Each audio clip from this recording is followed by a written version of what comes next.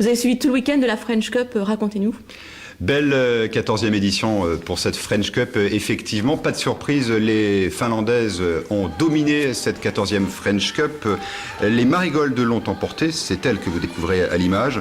Elles l'ont emporté grâce surtout aux difficultés, on va dire techniques, de leur programme libre. Mais la victoire du cœur est revenue au Team Munich, les voilà, qui a merveilleusement patiné en totale communion avec le répertoire d'Edith Piaf, bien sûr, que cette équipe finlandaise avait choisi pour illustrer son programme. Alors le patinage synchronisé, c'est une discipline qui demande beaucoup de rigueur, ce qui n'empêche pas la bonne humeur. Voyez ce reportage de Virginie Ducroquet et Patrice Cornilly. En compétition, avant l'entrée sur glace, chaque équipe a son rituel pour galvaniser son énergie.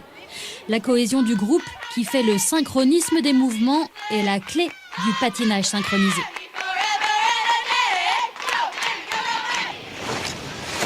Le matin, lors de la répétition, l'ambiance n'est pas encore festive.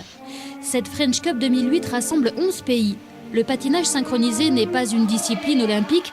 En Finlande, en Suède, il est reconnu sport national, pas aux USA, pas en France. Les conditions de préparation sont donc très inégales d'un pays à l'autre. Elles s'entraînent au mieux 12 heures sur la glace et puis 3 heures en dehors, soit 15 heures par semaine. Les Russes travaillent autant. Leur rigueur technique les amène de plus en plus haut dans le classement, mais il leur manque l'expression. Cette expression qui séduit juges et public est le point fort des Finlandaises qui, elles, travaillent 25 heures par semaine. Dans cette discipline, 2 écoles font le palmarès, finlandaise et nord-américaine.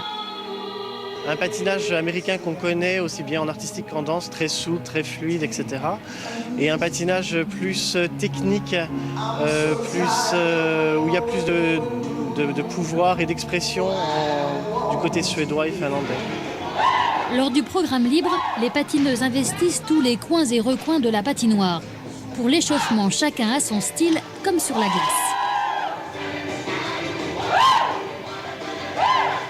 En patinage synchronisé, la France est une nation émergente. Les Atlantides meilleures françaises sont 6e au programme court, 7e au programme long. Belle performance, d'autant plus qu'elles ne s'entraînent que 5 à 6 heures par semaine, rien comparé à leurs concurrentes. C'est la synchronisation des mouvements qui leur fait le plus défaut. L'enthousiasme et le sourire, elles l'ont.